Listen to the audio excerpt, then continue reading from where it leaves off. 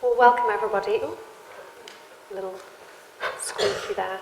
My name is Lucy Bradnock. I'm an assistant professor in history of art at the University of Nottingham. And I'm joined by Howard Caygill, who is a professor of philosophy at the University of Kingston, currently in Paris 8, University of Paris 8. So he's come back to join us. We've decided, I think, for this evening to forego the sort of formal didactic lecture format, which, for those of you familiar with Artaud, is very kind of anti what he believed in.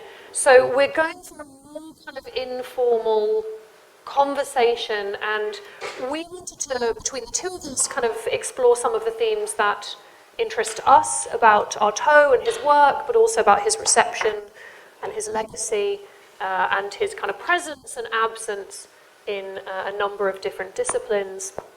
But we're also going to open it up, and so I do hope that you will kind of pitch in with questions, with thoughts. And I know that some of you are probably much more familiar with Artaud than others, so I think we're going to start by sort of talking a little bit about some of the, what I want to call the basic facts of his life, but I think, as will become apparent, actually sort of straightforward biographical fact merges into fiction at quite a few points. So it's always a bit more complicated with Artaud. Yes, yeah. Well, it's very nice to be having the opportunity to talk with someone else who's kind of passionately interested in Artaud. So we thought we'd have a conversation, rather than a frontal address. But bearing in mind that not everybody can be expected to know what Artaud was. I thought I'd just say a few things about him. He was born in 1896, and he was born in Marseille in a very interesting family. So his native tongue was Greek, so his family spoke Greek. They were traders from Smyrna, now Izmir. So he was always, from linguistically distinguished, from his French kind of friends and kind of French culture, kind of more generally. There is a mythical attack of meningitis in Artaud's childhood, which kind of many tried to see as the source of his later kind of disorders and sufferings. It could be, but kind of who knows. But what is definitely the case is that by his kind of mid-teens, kind of Artaud was a very kind of very difficult young man, and began to kind of spend a lot of time in kind of various sanatoriums or kind of their mental hospitals. And this is quite important because at that very moment that Artaud entered the European mental hospital system, there was a movement which was quite complicated. We can talk about it a little bit more if you like. But there was a movement towards recognizing the artistic products of the patients of these institutions. So originally, kind of the works of art that they would produce would be kept for diagnostic reasons, and then gradually, at this time, they began to kind of leave the space of diagnosis and enter the space of the art world. And accompanying that was a new kind of vocation of the mental hospital to actually teach their patients kind of how to draw, how to paint, how to make art. And Artaud is one of the beneficiaries of this system. So Artaud, from his mid-teens, is learning to draw and is basically having his art education in mental hospitals. And it's possible to see his drawings emerge during this period from copies, often copies of modernist work, Bonnard and Picasso, then to autonomous kind of portraits and drawings, usually of the figure, very often self-portraits. So he left the hospital system in the early 1920s and erupted onto the French scene kind of characteristically by being unable to publish his poems. So his first kind of manifestation as an artist and a cultural figure was as a poet. He sent his poems to the Revue Française, which was the prestigious journal for French poetry, and they were turned down by the editor quite predictably. But the editor kind of incautiously invited him to come round and have a chat about his work, this is Rivière, and eventually Rivière and Artaud published their correspondence. This happened in 1936. The correspondence is published in 1926, and it became the one in which many kind of French kind of readers, particularly French philosophers, kind of were introduced to Artaud. But what's amazing is that these are basically Artaud's replies to rejection letters. So it's Monsieur, I'm afraid I'm unable to publish your poems in our journal, and then he would reply, and then there was almost like a struggle between the editor and the poet, in the course of which Artaud was able to insinuate one of his poems into a letter, which was then published. So it's Artaud actually publishing one of his unpublished poems in this collection, and this would then be the point of entry for kind of many French readers into Artaud, very differently from readers in English.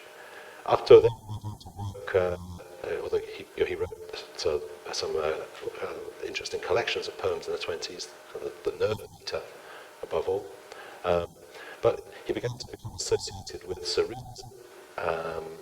He was expelled from the Surrealist movement for being too extreme in the mid-1920s. He frightened Breton and began to develop a career as an actor and as a director and author in the theatre and in film. And this basically kind of provided the pattern for Artaud's work kind of then into the early 1930s, producing kind of essays on theatre, a new approach to theatre called the theatre of cruelty, and then trying to produce a model of the theatre of cruelty in the mid-1930s with a setting of Shelley's The Cenci, a very kind of dramatic, kind of melodramatic production. It's gone down theatrical legend, this production. He then, kind of perhaps under deteriorating circumstances of mental health, he visited Mexico and tried in Mexico to rid himself of his opium addictions. He'd been given opium when he was in mental hospitals as a teenager, and then remained kind of permanently addicted, to opiates, but particularly heroin, until the end of his life. What he produced some extraordinary kind of reports and reflections on Mexican culture while in Mexico. Returning, he then travelled into Ireland, and in Ireland suffered a breakdown, was deported, and then in 1937 entered the mental kind of health system again.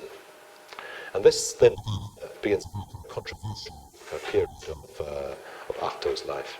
So he moves the swamp jacket back in France, kind of expelled from Ireland.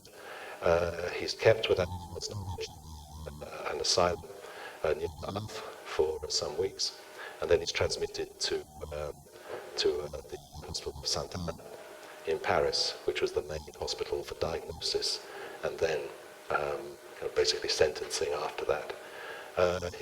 His main diagnostic doctor was a certain Dr. Lacan, who Artaud calls Lacan.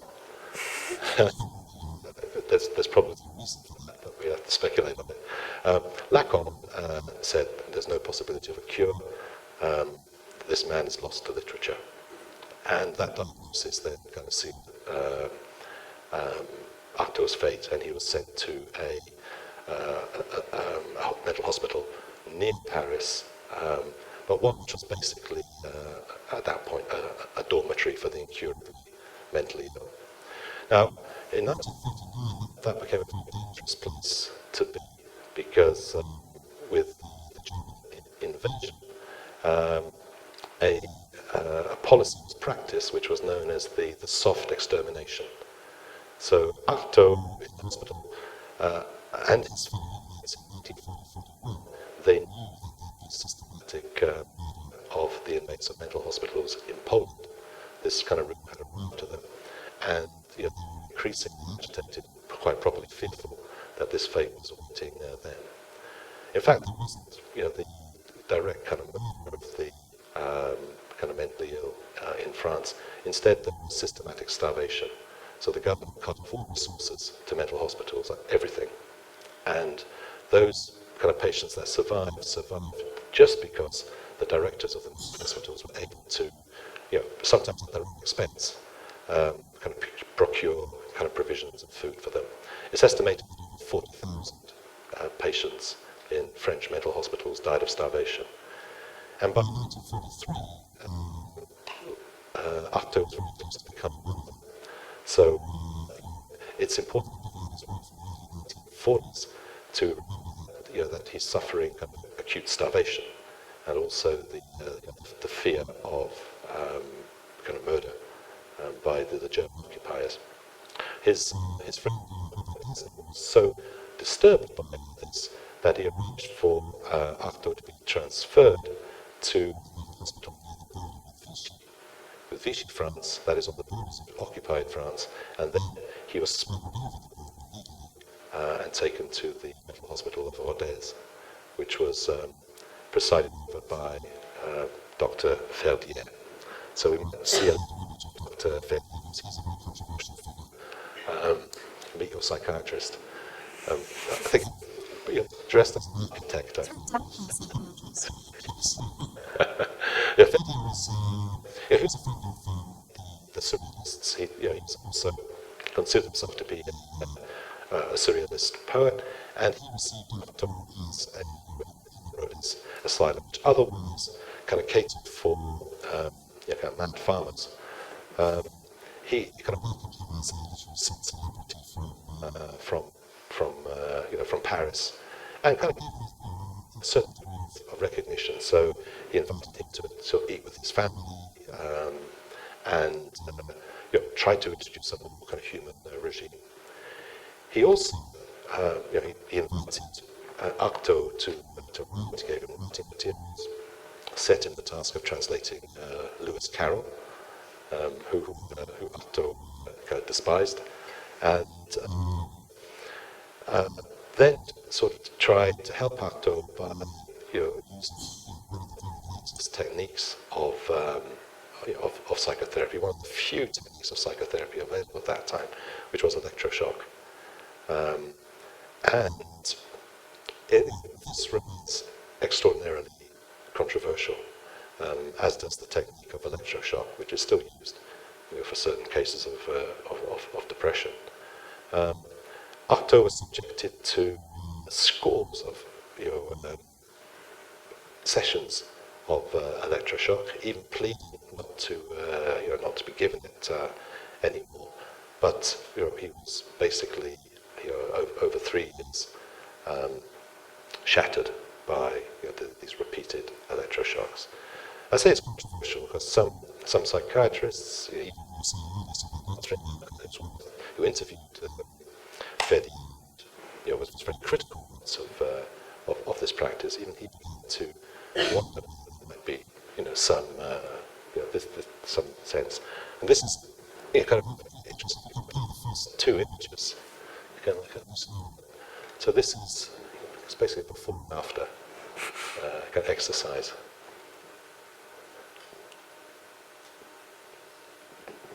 So up to at this point, so how old would he be? This is 1940. This is 1946. So he would be 50 years old. So in 1946, because of a concerted campaign, of kind of Paris artists and intellectuals, above all André Breton, Artaud was very reluctantly released by Verdier, and basically went into kind of supervised kind of care while he was in Paris, and he stayed in a building outside the mental hospital in Italy until 1948 when he died. And under suspicious circumstances, it's not clear whether it was a cancer or whether it was a drug overdose.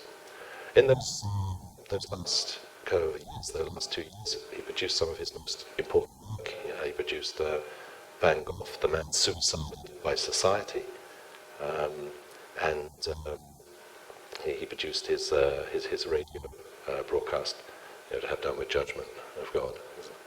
A very excellent broadcast, which he thought would have an immense impact on post-war French culture.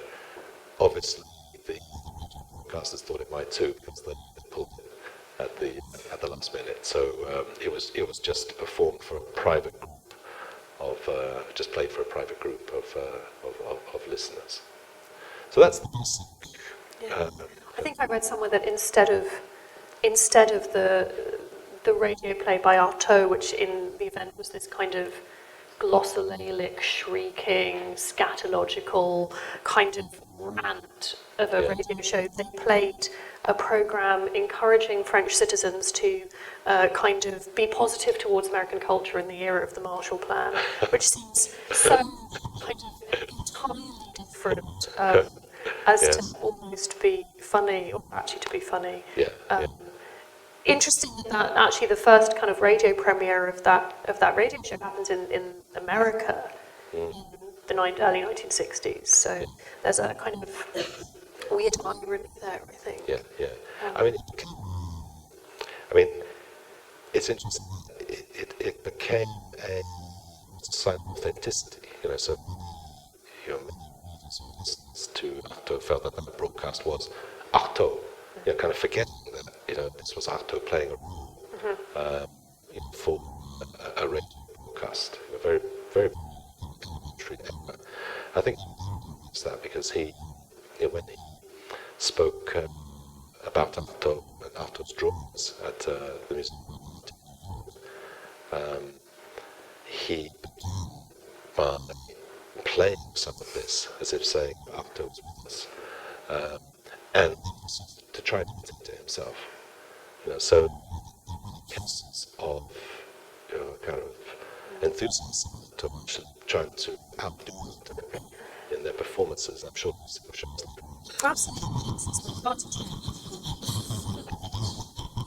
I mean, I think it's interesting, one of the reasons that we wanted to kind of start with this sort of skeleton biography is partially for those of you who are not familiar with Artaud and his life and work, but also because there is this sense, I think, in which the kind of weight of biography has kind of dogged his reception and his legacy.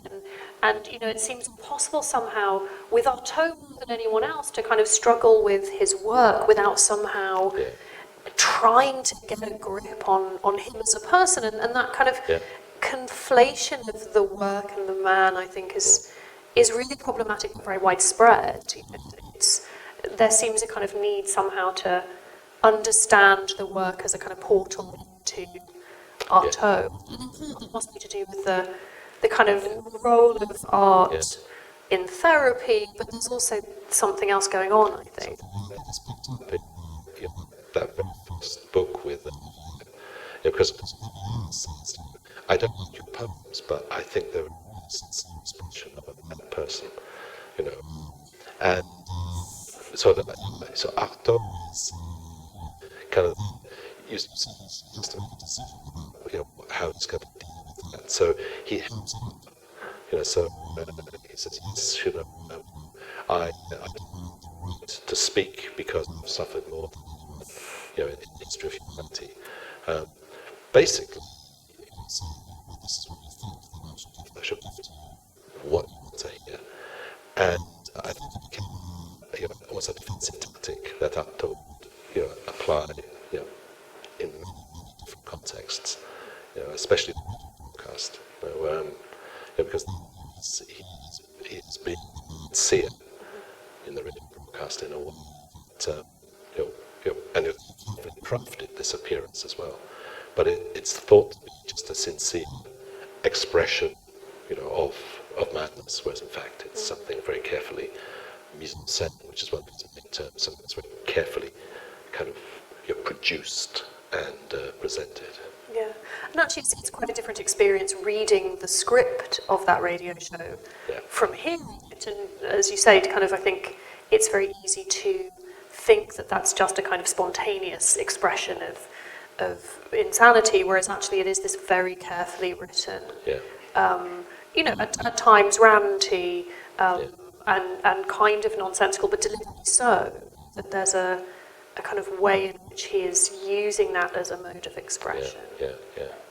And it's, again, the discoveries with kind of Artaud, so one of the things I've always found extraordinary is that, you know, once you take that for what it is, it's possible to then see kind of some very sophisticated things going on.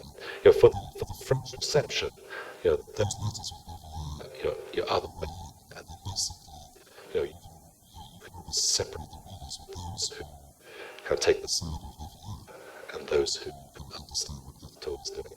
So it's the text that Derrida first read. You know, he said that when he first read, you know, the legislative completely bogged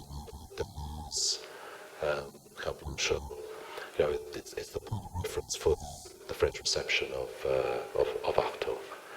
And I think that kind of raises quite an interesting point that's worth saying, and kind of, you know, is why Howard and I are here, coming from slightly different disciplines, from philosophy and from history of art, that, you know, Artaud's impact is predominantly posthumous. I mean, there are these kind of moments of visibility while he's alive, but because he's incarcerated for such a long time and such a long kind of period of his adult life, and because, of course, he's known to that very small group of surrealists in Paris, actually his kind of impact is a posthumous one in a kind of post-Second World War period. And that happens in visual culture, in poetry, in psychiatry, anti-psychiatry, in philosophy and critical theory, that his work seems to speak to so many different kinds of practice.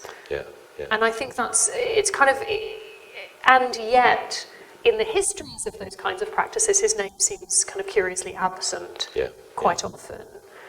He seems to be a figure who artists and poets will kind of speak about with huge excitement, but he tends not to appear, certainly in histories of art, very often. I think that's consistent in his kind of reception. We can talk a little bit later about, you know, the Black Mountain, you know, that reception, you know, you know, it seems as if kind of Duchamp was inspired. Actually, got the wrong man. It's also very evident in philosophical reception. So, you know, I think one of the most consistent engagements with Artaud is Derrida, you know, right from the beginnings of his work to the very end. But he actually put it into a separate compartment. You know, it's as if he had his own little kind of Artaud space. You know, where he would come and kind of deal with Artaud and then kind of retreat. You know, it's as if there's a sense in which Artaud is being quarantined. You know, when he's dealt with. Deleuze is the same. I mean, there's lots of references to crown monarchy and, you know, Artaud kind of themes, the body without organs. You know, in the work of Deleuze and Guattari. But when you expect to have the full something like Logic of Sense, you know, where he says he would give the whole of the work of Lewis Carroll, you know, for some lines of Artaud. The book discusses Lewis Carroll, and it's just a couple of lines on Artaud. So there's a sense in which he's a powerful catalyst, but is very well acknowledged, kind of as such. Is always being contained. There's a wonderful quote from Susan Sontag, who I think describes him as a cultural monument, but goes on to sort of qualify that by saying, so long as you mainly refer to his ideas without reading much of his work. And I think that sense that, you know, his complete works in French run to 26 volumes, I think it is. He's hugely prolific, but it's very difficult. We were sort of talking before this about the difficulty of actually even describing what kind of a cultural producer, horrible phrase, he was. I sometimes describe him as a writer, but he produced incredible works of visual art, drawings and things that combine kind of visual things and text. He's an actor, he's a director, he's a, all of these kind of different hats that he wears. And I think it's somehow very difficult to reconcile all of that practice, and the kind of things that he produces that seem much more to kind of occupy deliberately or not the sort of realm of insanity versus the things that are much more traditional, I suppose, and conventional. He writes art criticism at one point, all kinds of output that, to try and kind of take account of all of it in one go is actually really impossible, I think. Yeah. It's very striking how it's possible to read Artaud's kind of legacy almost in terms of separate blocks. I mean, his legacy, for art, his legacy for sound art, his legacy for philosophy. I mean, in the latter, it's really striking kind of what he achieves. I mean, he's a very kind of deep and passionate reader of Nietzsche. So he's one of the kind of French Nietzscheans, and theatre of cruelty is somehow related to Nietzsche's thoughts about Dionysian art in The Birth of Tragedy. And he's also kind of shared with Nietzsche the idea that somehow Christianity is, what Nietzsche calls the poor man's Platonism, and that if you want to overthrow Christianity, which Artaud did, and in 1926 he proclaimed that the Christian era was over. But if you want to overthrow it, you have to overthrow Plato. And it's interesting to see through his works of the 1930s, there's a very kind of systematic attempt to completely, the work of kind of Plato. And again, it's kind of, we'll see an example of it later, but there's a complete kind of pleasure in perverting what Plato was doing. So kind of Plato would say, there is this idea of unity that then kind of structures almost like a hierarchical world. Artaud would say, yes, there's a hierarchy, but at the top there's not unity, there's chaos. So what happens when you're structured and energized by chaos? So it's kind of Platonism, but not as Christianity. And that has these extraordinary repercussions, which then kind of runs through the entire anti-Platonic, anti-metaphysical movement of the 20th century. But putting chaos first, and then saying chaos is a principle, that anarchy is crowned anarchy. That we don't have a choice. We can't choose chaos or choose anarchy. That's it's necessary. That's our predicament.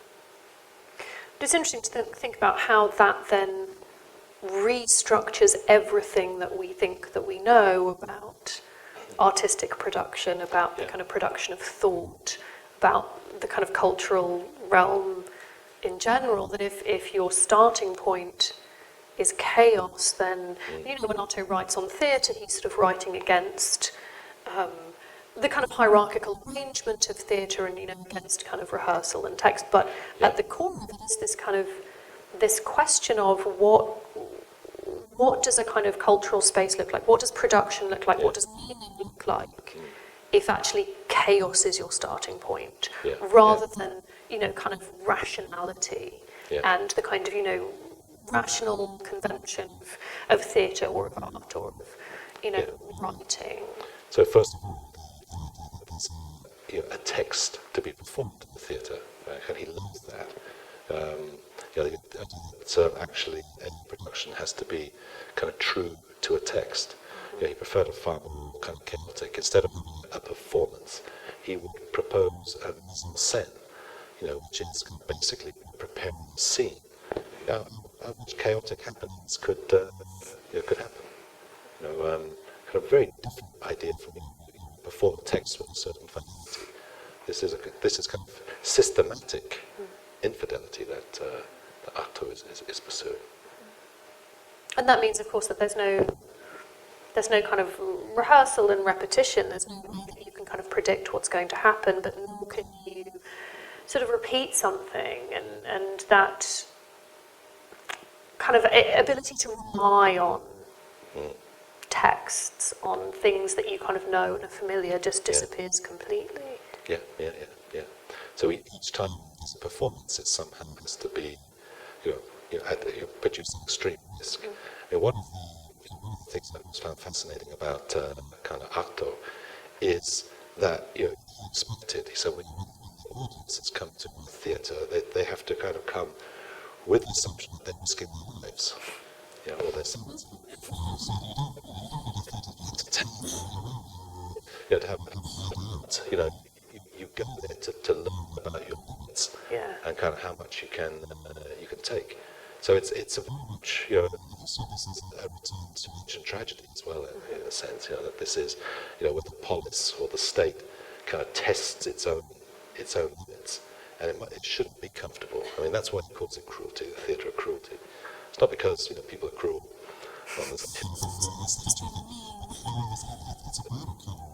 Yeah, I mean, I think that is one of this term, the theatre of cruelty, is one that I think most people who've heard of Artaud, it's one of the kind of better known of his pieces of writing, a kind of set of manifestos that were published in 1938, originally in French, and then translated in America and published in 1958, so not too long afterwards, but have quite often that phrase, the theatre of cruelty, has been kind of misread and quoted in relation to performance that is somehow kind of physically violent or bloody, or kind of aggressive. Is it a poor understanding of the original French? I don't know if it is, because the French and the English term is pretty much the same. I mean, I think it's a desire to link his work, and that particular manifesto was influential on a certain kind of performance art, and I think that the emergence of performance art that looked like that, kind of messy and bloody and shouty and aggressive, emerged in the 1960s, and kind of very quickly the two seemed to be put together by critics, I think, kind of responding to that, which is not to say that those performances weren't in some way cruel in the Artaudian sense, but I think it's a bit more than let's all just kind of pour some pig's blood on our head and shout, which is the kind of reductive, the most reductive kind of way of reading that.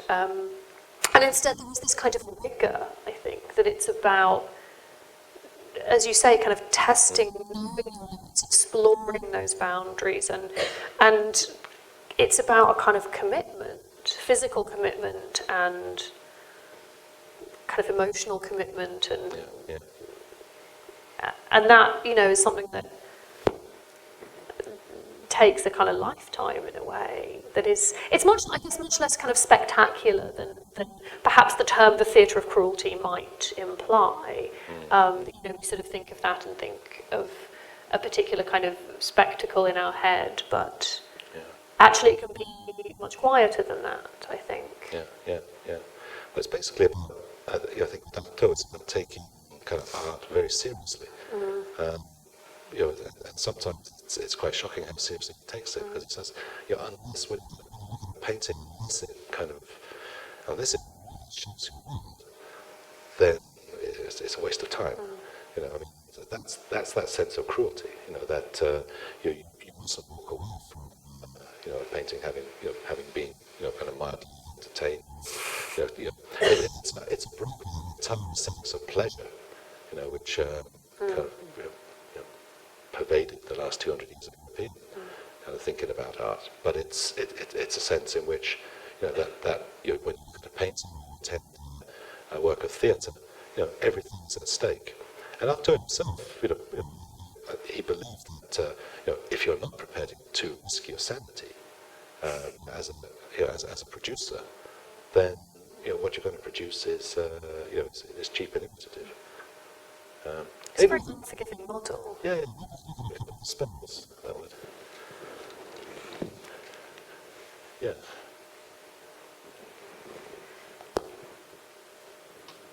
So it's interesting, I mean, one of the things that particularly interests me about Artaud is about kind of, as as I think I've mentioned, the sort of reception of his work. And these really only, I think, became very public a little bit later, but are amongst dozens and dozens of objects or things like this that he produced, the so-called spells in which he kind of addressed letters writing to a number of different figures, but then kind of attacked the page, attacked the words that he'd written, which you can see here.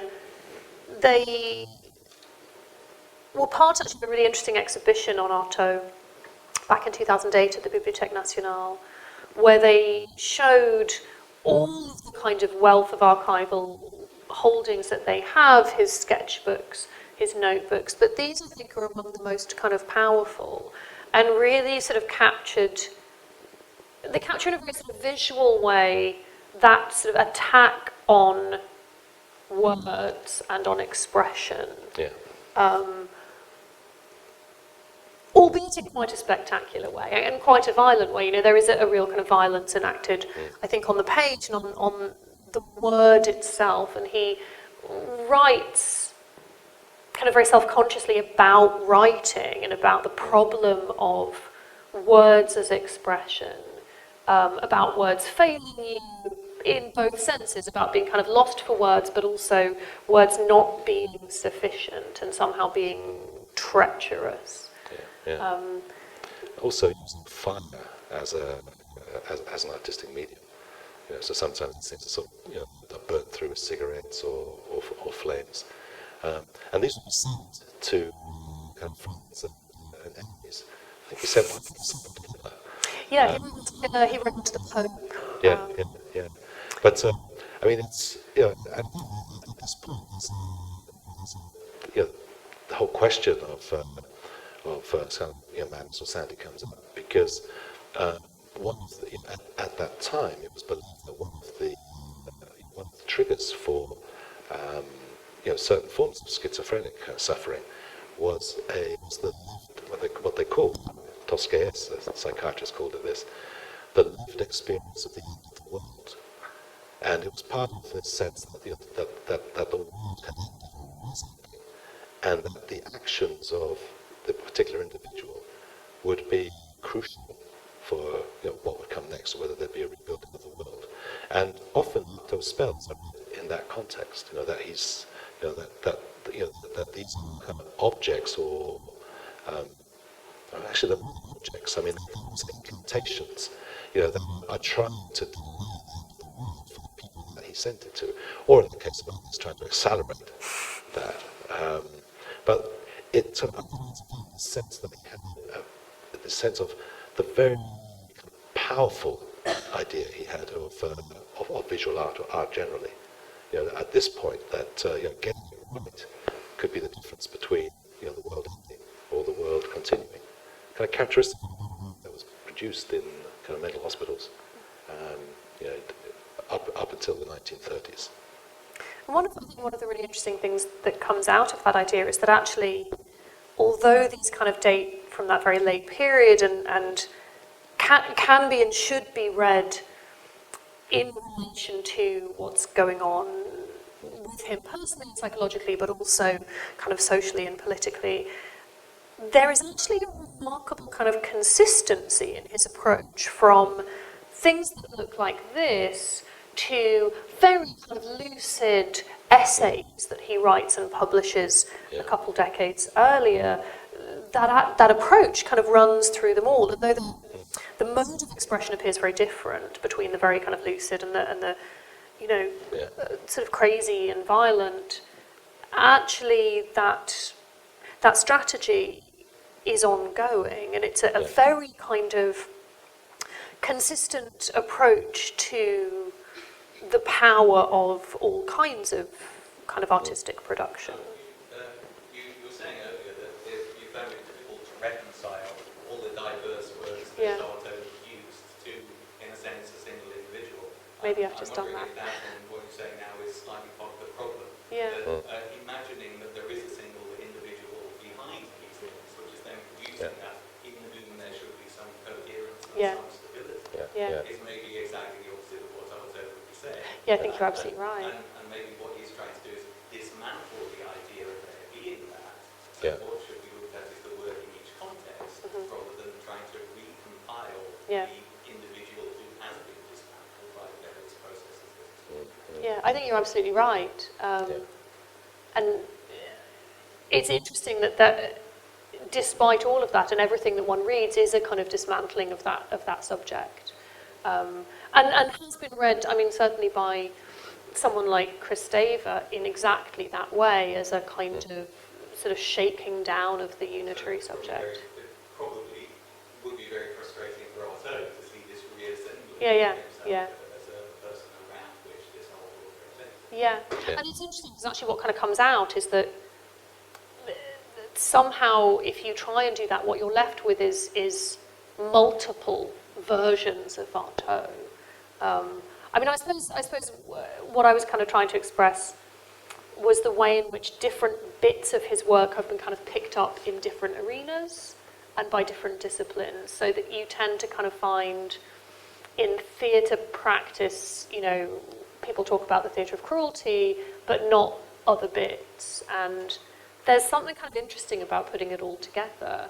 But you're right, I mean, it's impossible to kind of try and recohere. Also, I think the difficulty at the beginning when you began with this is Artaud's self-presentation as a mad seer. He's exaggerated that and manipulated that, and it's a very deliberate thing. In the sense, oh, he's not actually mad, it's a presentation of madness.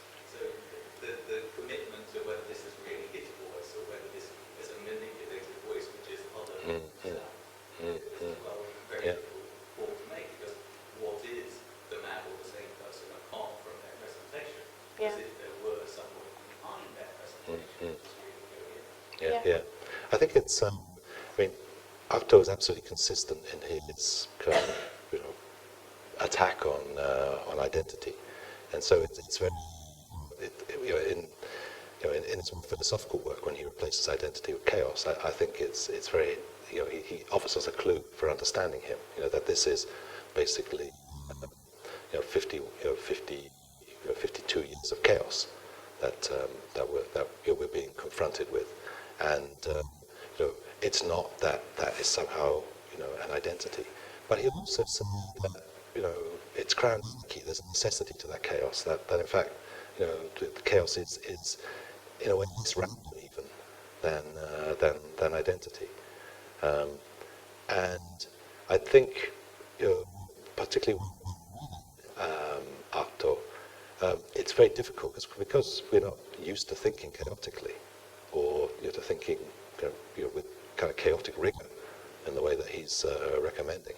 You know, we fall into those kind of traps, saying, well, you know, Artaud is just mad, or Artaud is pretending to be mad, or something. But the experience of the theatre and the experience of the place is pretty important and structurally part of what's going on, even this space as it's arranged here. And at the beginning you said that this is not going to be a formal conversation, but you are over there and we are over here. And I was just wondering how much more dangerous or cruel it might have been if you were actually in the centre of us and we were all there around you, and I was having this conversation from behind you, instead of having to walk behind you, so you know nobody can come at me from that side. Yeah.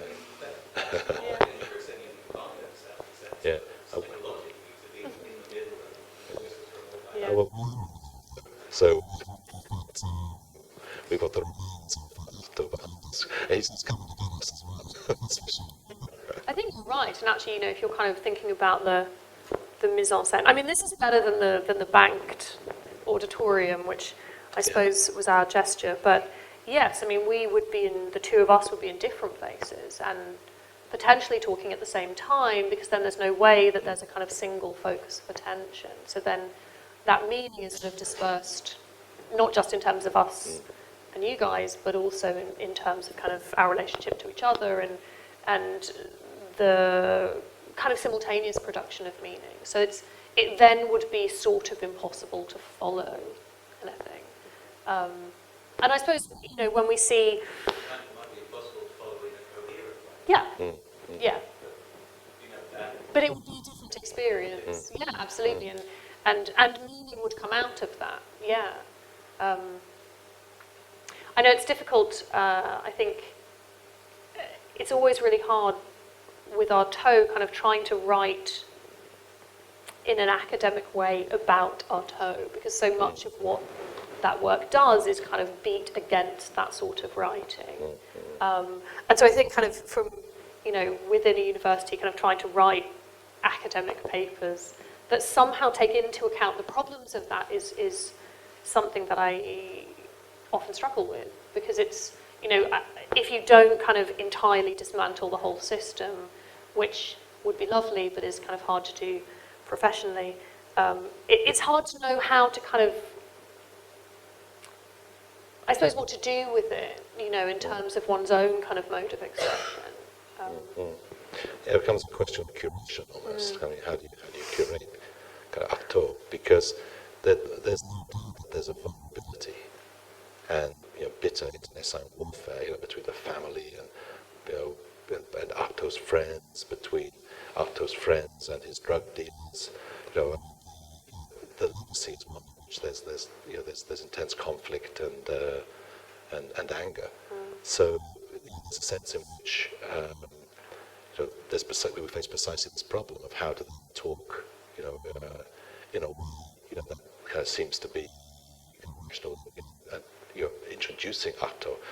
Very recently, we've discussed this. One of the kind of very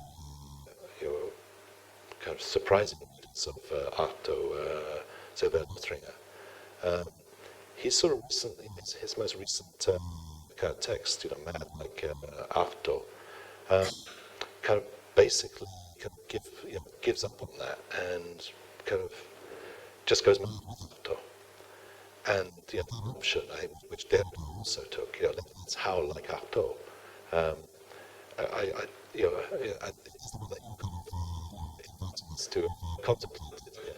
How best to understand Artaud. Yeah, It's one way of understanding yeah. what's being produced. I did a production of from university some time ago, where we were in a place really similar to this. The audience were tied, very similar seats to this. The audience were tied in their seats and sat separately from each other, and then we moved in. Yeah. Just coming to the end. And the actors moved to the people, and there was quite challenging. People didn't know what was going to happen. They were tied into their seats, so there was the security and insecurity of it simultaneously. But that is then enacting the disparate, chaotic nature of things, which is going to give you a more visceral understanding of what's going on, which I guess can be theorized later, but it's a different mode of entering into the Artaudian space, I suppose. Yeah. Sorry, I just said Artaud. And I think that kind of being able to express that in a theatrical space is still probably one of the ways that is open to us. Trying to express that in a text is maybe less easy, although maybe Sylvain Artaud succeeded. I mean, in the kind of 60s, that very kind of radical sort of staging is really important for experimental theatre companies like Living Theatre, who absolutely, create really very kind of controversial performances that go on for hours and hours and hours and kind of leave their audiences feeling drained and exhausted and in many cases quite literally take that out into the street, kind of beyond the realms of the theatre. And I think in that context, in the context of experimental theatre, his legacy is perhaps easiest to kind of chart. And it becomes a very kind of radical political practice. There are many who have argued that some of those later performances actually were better examples or kind of more successful somehow examples of the theatre of cruelty than anything Artaud himself ever managed to sort of put together, that he seemed better in theory than in practice. But it's interesting to think about kind of comfort and discomfort, and both for the audience but also for those kind of actors and participants, and where that boundary lies, or how to kind of dissolve that boundary. Yeah. And I think in terms of the mise en scène, we wanted to have these cruel images. They're cruel because they're magnified. so extraordinarily. And kind of in a sense, we're immune to this because we're not looking at them all the time. They're kind of looking at you all the time. And in Artaud, in the Artaudian universe, these things are burning you. That you might be looking at them, you might be paying attention to them, but they are tending to you. And that they're there, and the fact that we're looking at these things, for this extended period, and let these things look at you, is kind of almost a definition of Artaud's kind of cruelty. Maybe we should move on from the spells to. Should we give you a break? Did you want to? Yeah, this is a very kind of important painting for Artaud. So it's Lucas van der Weyden, and it's Lot and his daughters. So Artaud spent days looking at this painting in the Louvre, and he wrote one of the most important, and I think, difficult essays of called the Mise en Scène of Metaphysics, which kind of is included in the Theatre in its Double kind of collection.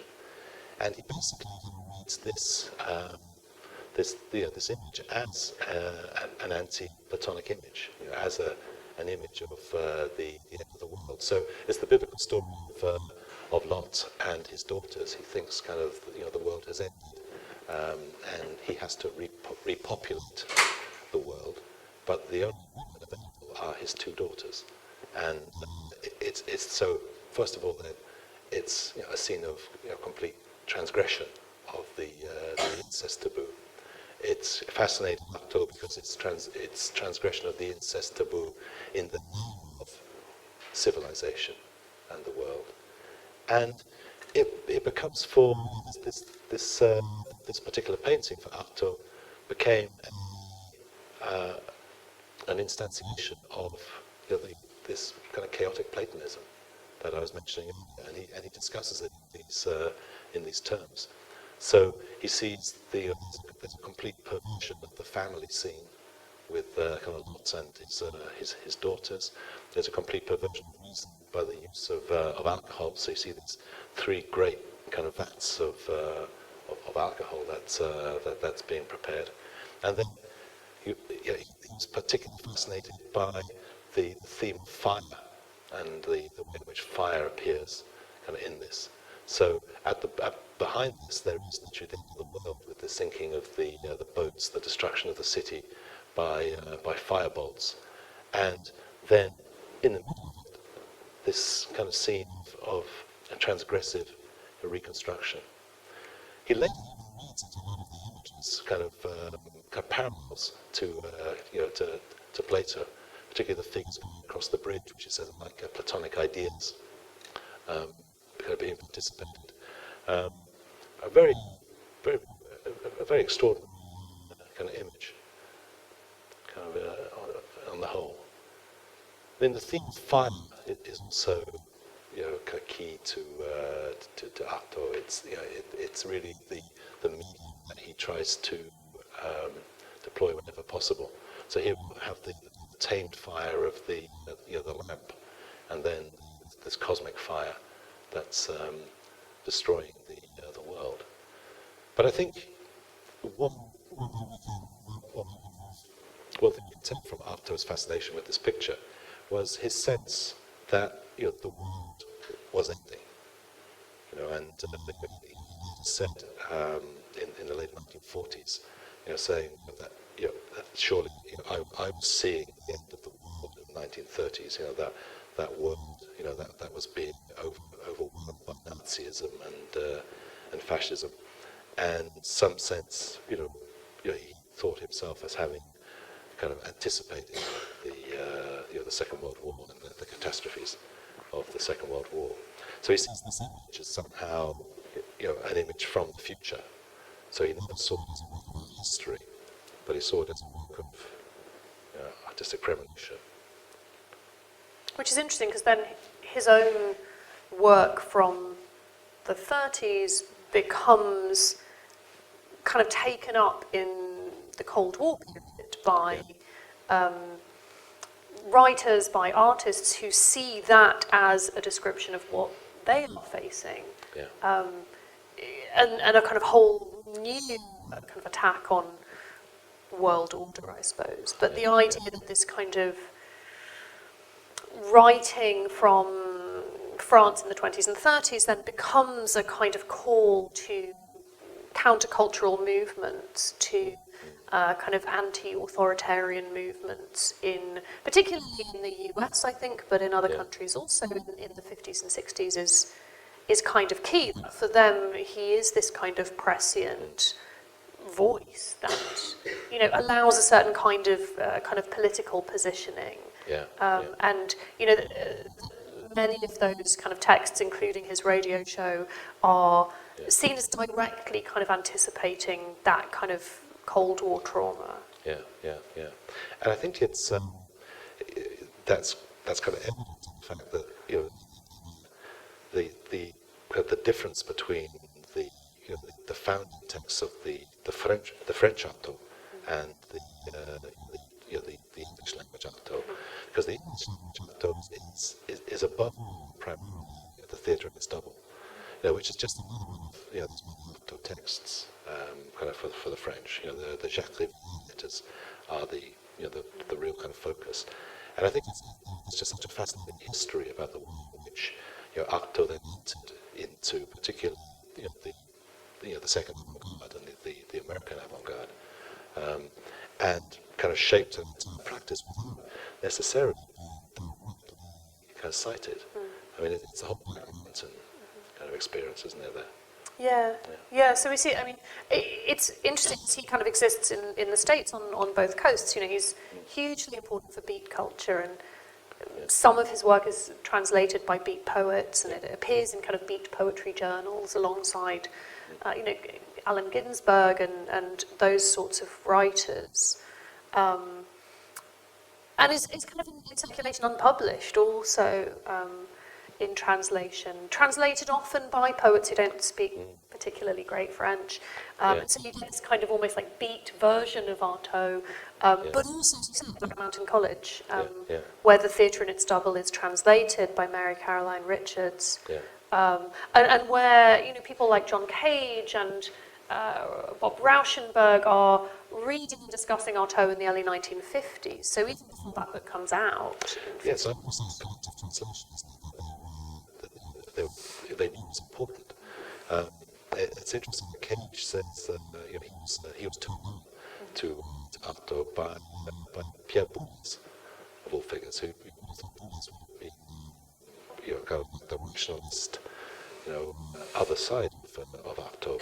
But Boulez was insisting particularly to Tudor, kind of the pianist, that he read Artaud, that Boulez's performance, he wanted his performances to be carried out in the spirit of Artaudian cruelty. Yeah, so the idea that you can kind of, he was performing, was it the second piano sonata? That you can, as a concert pianist, perform a piece of music kind of through this vision of cruelty is sort of, fascinating and perhaps not what you might expect, because you might kind of think, oh, well, the way to do that would be to get rid of the piano, would get rid of the score, but actually it's something a bit more subtle than that, I think, that he's advocating. And at Black Mountain, Cage and Tudor, the pianist, arrange a sort of theatrical event, a bit like the one that you described, actually, a kind of with several different participants, all kind of arranged through the audience, and the audience kind of both surrounding, but also kind of in between the action. And one of those kind of events that involves kind of simultaneity and cacophony and indeterminacy, so it's kind of unscripted and by and large unplanned. That really is seen as a kind of key moment, I think, in that reception, this attempt to create this thing that is somehow the theatre of cruelty. I mean, that first happening in the Rauschenberg kind of white paintings was almost directly, coming out of a certain vision of Artaud. It's interesting. Cage's, in his retrospective of them in Silence, it's so interesting how mistaken that book has been read. So in 430, the piece with Jude, the silent piano piece, was conceived as theatre of cruelty. That this is this is almost a direct Artaudian inspiration, and because the Cage's Silence is that he's no friend of silence. Silence. He says at one point that silence is death. What he's a friend of is chaos, and the operations of chance that chaos allows. And he, in Silence, he connects that with Artaud. So it's Cage as an artist of chaos rather than an artist of silence. There's been a fantastic misapprehension. Well, it's interesting because I think John Cage is often sort of read as this very kind of calm, controlled composer. And actually we see something. I mean, it's interesting, he also at one point compares Artaud to Zen. Yeah. And which again seem like kind of polar opposites, the idea that you have Artaud and this kind of chaos and this conflagration. Yeah. And on the other hand, you have Zen, or the American version of Zen, which is, you sort of think, oh, but that's, all about kind of peacefulness. But it's, he somehow unites the two via this kind of rigor and determination to experience things in their most kind of intense way, I think. And so, I don't know, Cage seems to almost be a kind of object lesson in the way that Artaud does not have to be kind of messy, that chaos doesn't have to be kind of physically messy, but it can be sort of psychologically unsettling or kind of structurally unsettling. Yeah. Because Cage tells the story about a master that just makes a gesture, and the person that makes the gesture to kind of goes away, and that person's life is then kind of basically under the shadow of that gesture. That they tried to understand it, and at the end of the life they realized what that gesture kind of was, and they went back. I mean, that is almost definitively theatre of cruelty. Something will happen you don't understand at the time, but then later its significance will come to you, and you'll realize that it's been the meaning of your life ever since. Cage also says that in terms of listening to Suzuki's lectures on Zen. He said he didn't understand a word when he was at the seminars, but weeks later when he was mushroom hunting, suddenly he would understand kind of that this has changed his life without him kind of realizing it. I think that was the Artaudian invocation here. Yeah. And sometimes that is a kind of loud, aggressive experience, but it need not be. I think it can be much more subtle and much quieter than perhaps, the kind of shouting radio play might suggest. Yeah. And I think that sort of can almost take us back to Artaud and to remember that he was a poet. That his production, largely through the 20s and into the 30s, were these kind of very introspective kind of poems, kind of not at all kind of rowdy, but certainly intense, but not the kind of thing that we associate with to have done the Judgment of God or with the production of the Cenci. That sort of cruelty could be something that is just the inner voice, kind of almost, that you're eavesdropping on in some of his poems. I suppose it's that idea that in order to be able to kind of dismantle language, you have to understand it. And I think he does have a very kind of clear understanding in all of his works, the kind of more lucid essays like conventional works, but also the kind of more apparently kind of insane texts, a very rigorous understanding of language and the way in which it works. And I suppose that, that's also about this idea of kind of dismantling a stable, coherent self.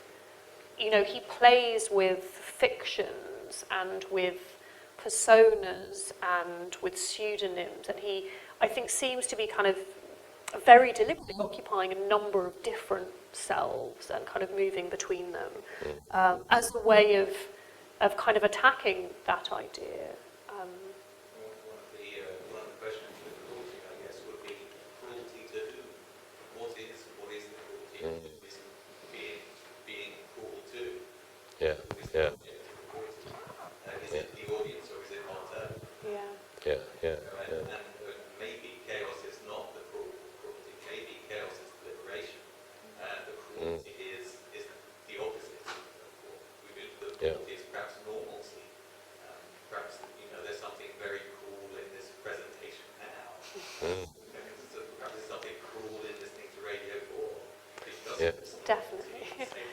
Perhaps it's exactly that which Artaud is being challenged by.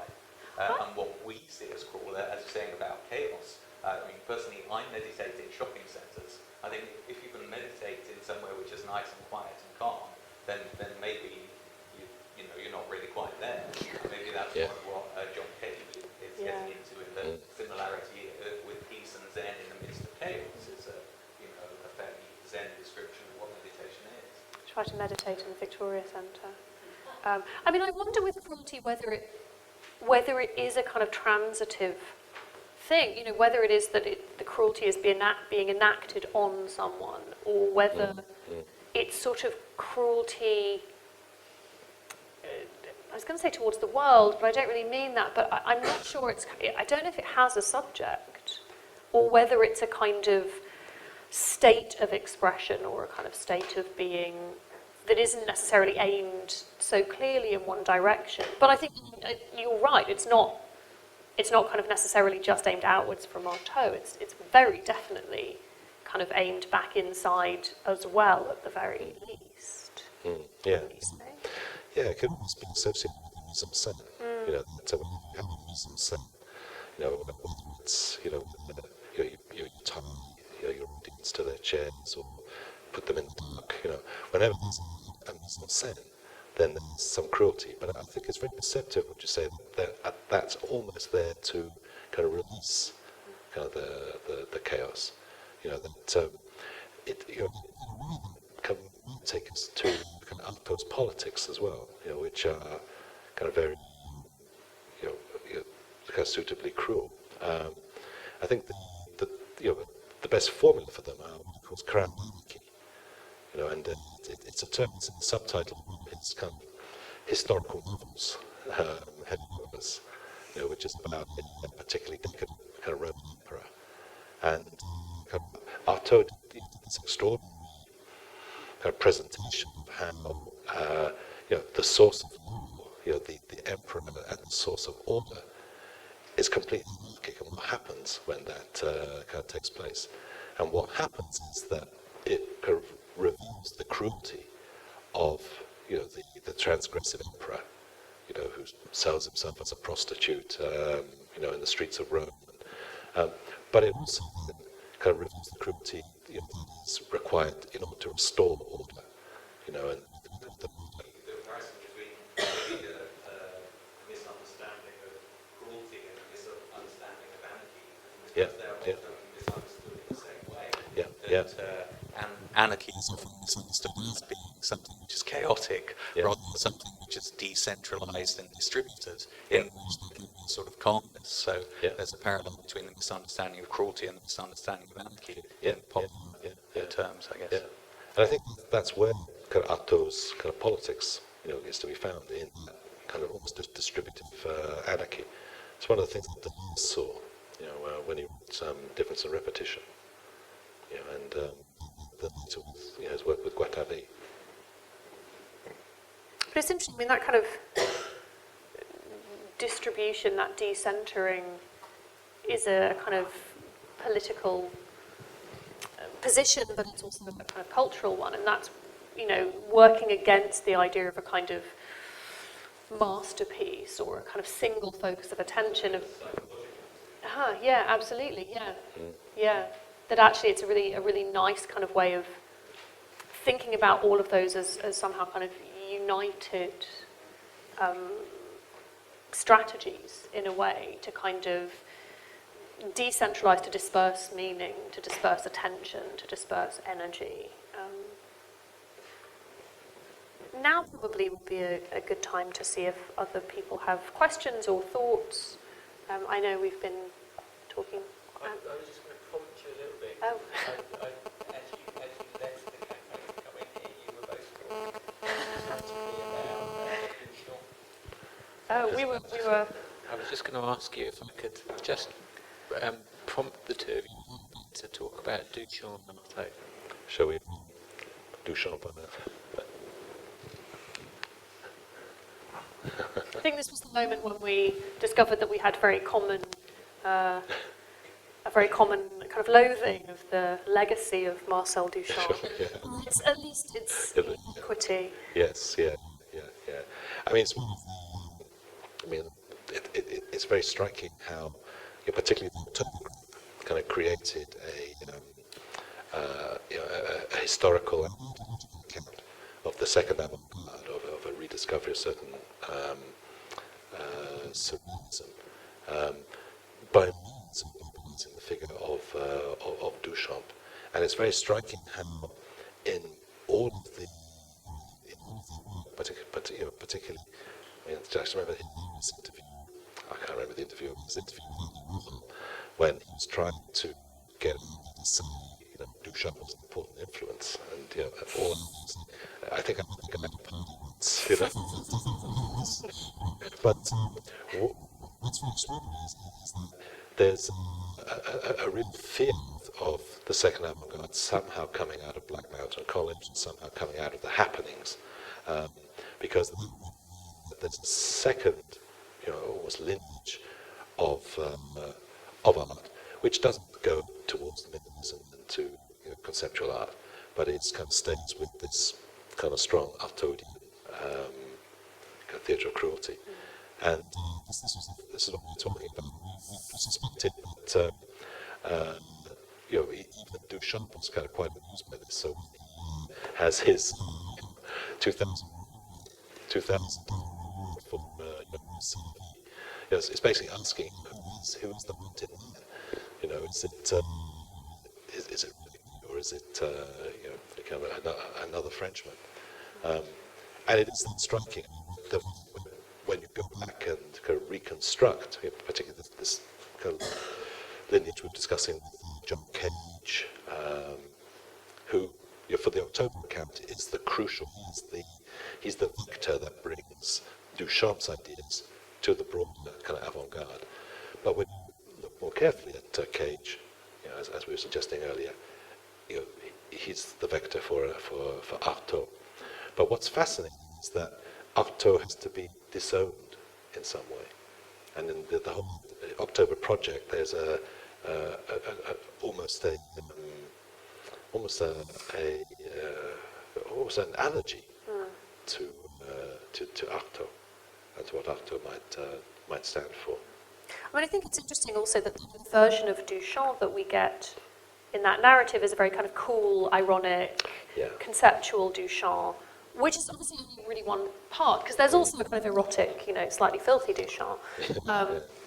But Artaud is really the opposite of that. He's not cool and ironic and detached and, kind of into puns. And and so the more we hear that very kind of conceptual, very ironic kind of narrative of appropriation and conceptual art, the less possible it is to kind of get Artaud into that. I think there's also a huge fear of theatricality, and the kind of earnestness of a lot of Artaud's writing, and of the kind of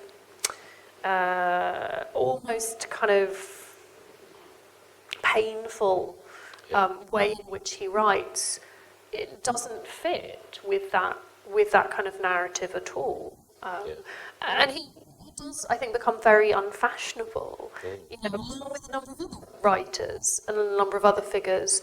But he really seems to suffer from the legacy of Duchamp, which is this very kind of monolithic thing that doesn't really allow for anyone else to come in. And I suppose what Howard and I have kind of been trying to do, I think, in our own ways, is to think about, what would the history of art and visual culture, particularly in America, look like if it wasn't all about the legacy of Marcel Duchamp, but if it was actually in large part about Artaud, and not to kind of replace one kind of godfather with another, but you know, what if these other voices come back in, and what if the sort of, dare I say it, theatrical, kind of more messy, more anarchic strain of a lot of that practice were recognised, and it wasn't also kind of cool and ironic. Yeah. I mean, for me, you know, the Duchamp you know, awkwardness repeats what the lens is doing in logical sense, you know, because you know it's so much easier to work with neurotics than psychotics. So there's a sense in which you can say, you know, Artaud is everything and Lewis Carroll is nothing, but basically it's easier to work with Lewis Carroll, you know, than with Artaud. And I think it's the parallel kind of works with Duchamp. You know, it's kind of neurotic practice rather. Well, not all the time. I mean, as you say, there is, you know, there are kind of points where kind of Duchamp is somewhere else. Whereas Artaud kind of all along is this assault on reason, a refusal to be rational or reasonable, a refusal to enter into conversation. Even. Yeah. I mean, some of Duchamp's games with identity are easier to palate, I think, easier to participate in, easier to play along with somehow than Artaud's, which are not games, but are kind of much more forceful and earnest and committed. Well, that's unfair perhaps, but no, it's interesting. I think that and it's interesting because it kind of takes us back to that question of how you account for Artaud. You know, how do you account for Artaud without falling into these traps of, you know, kind of setting up a kind of genealogy or of trying to reconstitute, you know, an authentic self that obviously is not there, without kind of participating in that language. It's very hard because he's somebody that kind of, his work demands that you constantly interrogate the way that you're expressing things, and that's tricky. Possibly you could focus more on the environment which produced it. Mm-hmm. Yeah. Yeah, to think about the kind of context and conditions of production. So it's just a conflict, a social situation, and then dismantling Artaud is looking at the social situation, and that itself is a political analysis, a political analytic as opposed to the political analytic which constructs an individual at the centre. There's a question. Can I get you to talk a little bit about something you mentioned at the very beginning? I don't want to get back into biography, but thinking about context, maybe. The drugs. Think more about the kind of experience that this heroin use involves in creativity, and then the other drug experience in Mexico, which is a very different kind of thing. I was thinking about this because I'm prompted a little bit by a kind of sense that all this is about, hard to express it, but a kind of passive-aggressive theme, right? The straitjacket, the tied to the electroshock chair, tied to the chair in the theatre, the thinking about the mise en scene is a passive-aggressive experience that belongs kind of to the heroin scene, right? Mexico was something else for Artaud, and I guess I want to find out what you think about the importance of that experience, the mescal, the hallucinogenic, and whether that's a change that you can see in Artaud's writing as well. Yeah. I mean, that's a great question because we're already getting success away from a lot of the global forum against Artaud. We can look within Artaud himself and say, what are these differences? I mean, I think the experience in Mexico was crucial. I mean, he literally used his heroin. He throws it away. He's still got it there, and he throws it away, and then goes into the most awful kind of withdrawal, and then enters into the more hallucinogenic kind of drugs. And it's a period in his writing at which it's his most politically revolutionary. So he's interested in the Mexican Revolution. He's interested in revolution generally. And it's almost as if when he steps away, can get away from the heroin. it's possible for a more a vital, revolutionary Artaud to emerge. So extraordinary, I think, the writings around Mexico, and that they really are a very special moment in Artaud's authorship. And they're kind of recognized by some of his writings, even in the 30s, then the 40s as being kind of important. But very little studied, even now. Yeah, I mean, I think part of the problem with them being very little studied is that, I mean, his executors were quite keen to play down the role of drugs and were quite critical of others for presenting him or portraying him as a kind of, drug-addicted visionary. So his French executor, Paul Thévenin, was particularly critical of beat poets who, she said, kind of misunderstood Artaud and fetishized his use of peyote. And so I think there's a sense in which the kind of seriousness and the value and the significance of those texts has not really been recognized, because it's almost like the spectacle of kind of peyote and the desert gets in the way of that. But they are really, fascinating texts. Countless films made by people associated with the clinic about the Mexican experience. I was just going to say, countless films made by people associated with the board clinic about Artaud's, kind of retracing Artaud's steps in Mexico.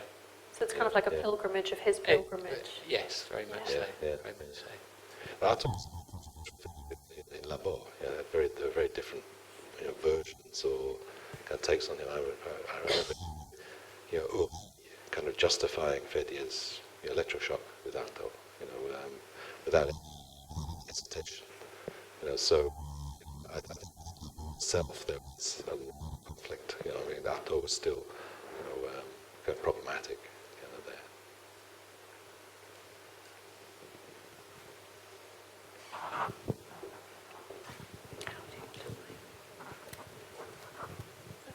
I mean, I think that's another important point that we haven't really sort of spoken about or touched on much, but is his kind of importance for anti-psychiatry, which is kind of one of the, I think, reasons actually that this event, kind of context of this event and this ongoing project at Nottingham Contemporary, but I mean, also kind of takes us back in a way to Cage, because I think his sort of rejection of psychiatry and psychoanalysis is one of the kind of key reasons why in the 50s and 60s he becomes particularly kind of important.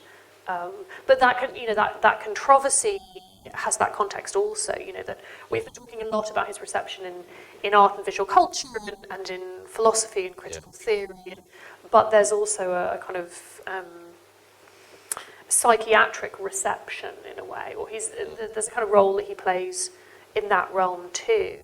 Yeah.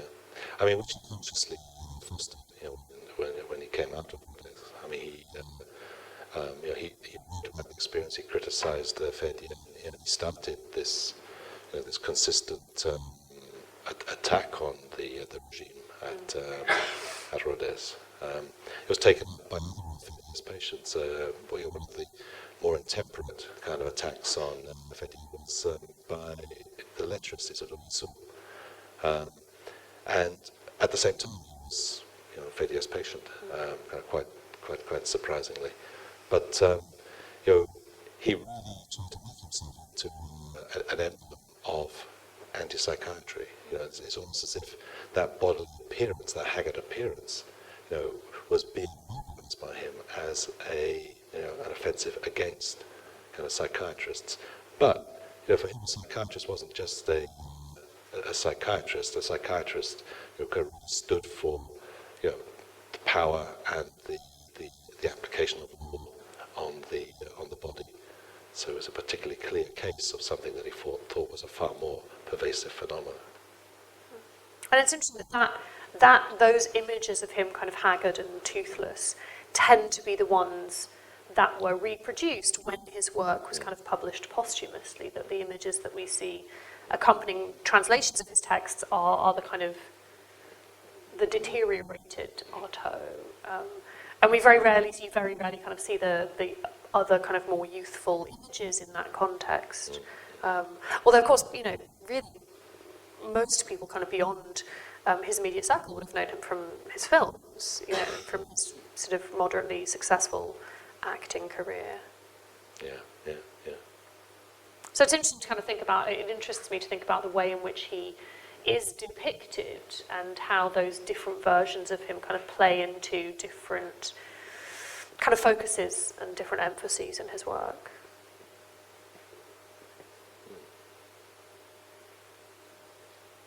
Just see if anyone has.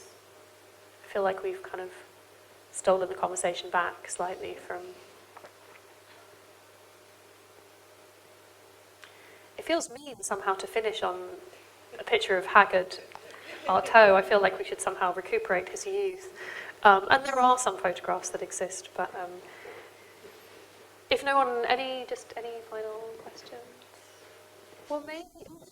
Sorry. I was going to think about the Lotterina text, but I can't really. But it's kind of I find that a really interesting piece because it kind of shows the way in which Artaud kind of contaminates everybody around him, and I found that a really intriguing way of thinking about his relationship to the institution of criticism, to the psychiatric institution as well. I wonder if people have any thoughts about it. Yeah, I think it's quite extraordinary.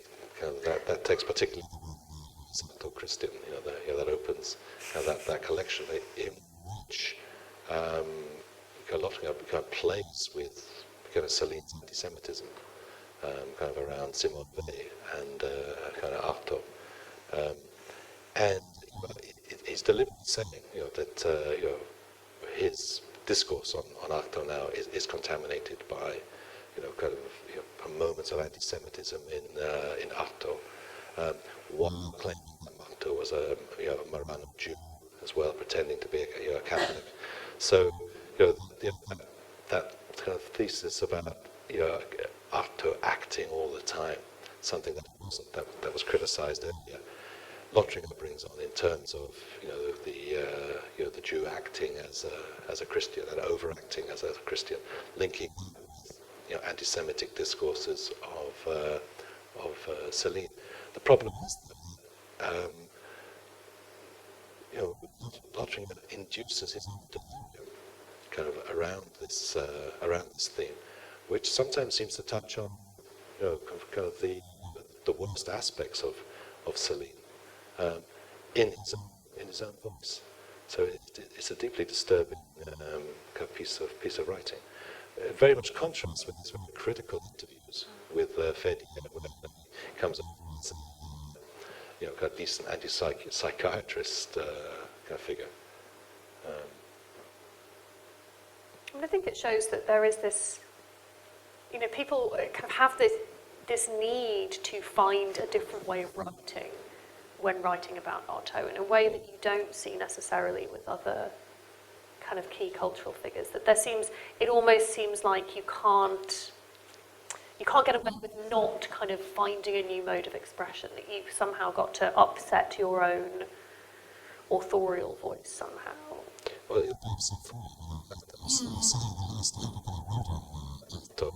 it came back and it was one of these, it became a core essay within footnotes, because somehow the footnotes have been obliterated in the process. You know, so it was the spirit of Artaud was kind of anarchy. Yeah. But it's, yeah, I mean, it is kind of interesting that kind of more experimental way of writing, and I suppose a writing that seems to kind of play out a sort of deep subjectivity, for better or worse. I haven't finished reading it actually, so no spoilers. But it's interesting. I mean, it's interesting to kind of see what different kinds of work on Artaud is coming up, and I think there is recently a kind of a revived interest, not just between us two, but in general, I think a willingness to kind of revisit those kind of formerly quite unfashionable writers, figures like Artaud, and there does seem to be a kind of return to his work, which I'm pleased about. Yeah, I came across it once that he's being increasingly recognised as a Greek artist rather than a French kind of artist, which is one of those extraordinary dislocations. Well, perhaps that's a more positive end note. It's always nice to end on something positive. Howard, thank you. This has been fascinating and a treat. And thank you to Andy and to Jana for organising and bringing us all together. Great. Thank you.